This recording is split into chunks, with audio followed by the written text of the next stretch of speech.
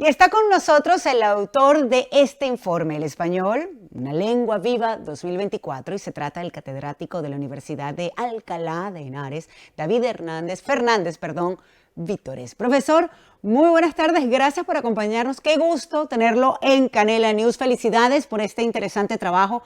Son casi 591 millones de personas en el mundo hablando el español, la segunda lengua en el mundo. Esto es increíble. ¿Se puede decir que corren buenos tiempos para nuestro idioma? Pues el español yo creo que goza de muy buena salud todavía, porque crece a un ritmo constante cada año, impulsado sobre todo por países como México, todo hay que decirlo, donde incorpora casi 1,5 millones de hablantes cada año a las cuentas del español.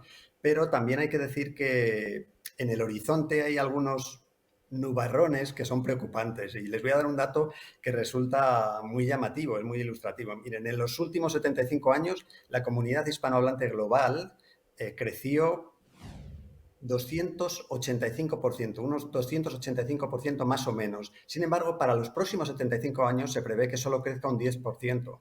Esto quiere decir que va a haber una previsión de crecimiento, que hay una previsión de crecimiento muchísimo menor y hay que tomar cartas en el asunto para intentar revertir en la medida de lo posible esta situación. Y básicamente ese crecimiento ¿Y menor por se debe a qué una esto?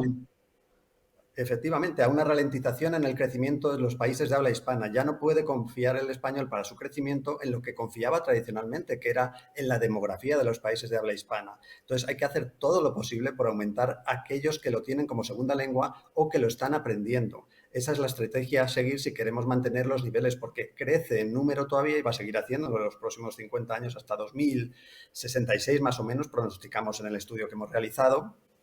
Pero el peso relativo del español, es decir, la proporción de hablantes que hablan español a escala global, lleva ya menguando más de 10 años, ¿no? Entonces, estos son síntomas de agotamiento en lo que al crecimiento se refiere, que son un poco preocupantes, no preocupantes, simplemente que nos llaman a adoptar estrategias de crecimiento distintas a las que hemos adoptado en el futuro, en el pasado, perdón. Es decir, en el pasado, exacto, le entendí. Es decir, que por ejemplo los hispanos que estamos regados alrededor del mundo, no importa el país o qué lengua se hable en ese país, debemos, por ejemplo, nuestros hijos enseñarles y casi que obligarlos a hablar entonces el español para que se siga manteniendo.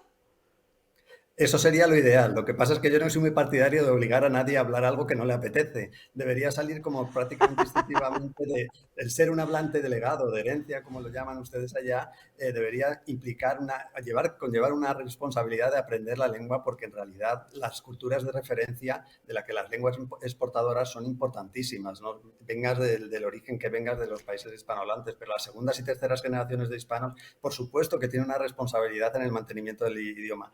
Esto es muy difícil. ¿Y por qué? Porque muchos hispanos de Estados Unidos, que yo siempre incido en los informes que hago anualmente en la importancia de los hispanos de Estados Unidos para el español, creo que es donde se la está jugando el español a nivel global, de hecho, ya no consideran un requisito indispensable hablar español para reconocerse como hispanos. Y este dato es muy preocupante, porque Estados Unidos es la plataforma de lanzamiento del español como lengua internacional, precisamente porque ustedes allí hablan también inglés, que es la lengua franca internacional, y es Así el instrumento es. ideal para promocionar las virtudes a nivel global del español fuera del área hispánica, ¿no?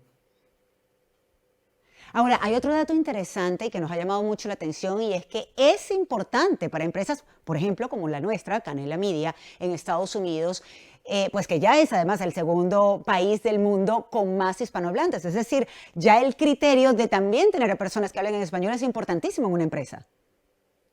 Hombre, claro, y hay de diversidad, equidad, inclusión, tendrá que tener en cuenta el porcentaje de hablantes en el futuro en Estados Unidos, ¿no? Pero es que el 13,7% de todos los hablantes estadounidenses ya hablan español en casa.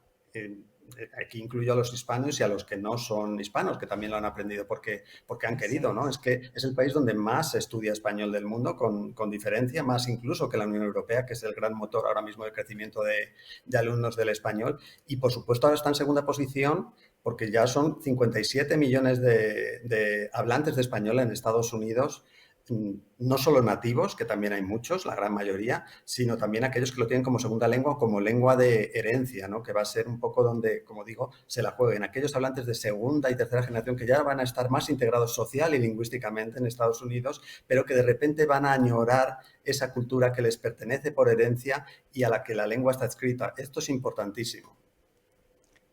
Así es. Y profesor, le voy a decir, como madre de dos, hay que obligarlos a hablar el español porque se sienten muy cómodos con el idioma del inglés y en casa yo le decía, no te entiendo, háblame en español. Y fue la única manera, además de otros métodos, por supuesto, para que aprendieran a hablar el español así como el inglés. Muchísimas gracias por acompañarnos y felicitaciones nuevamente por este estudio increíble. El profesor David Fernández con nosotros acá en Canela News. Buenas tardes. Muchísimas gracias, María Alejandra, un placer.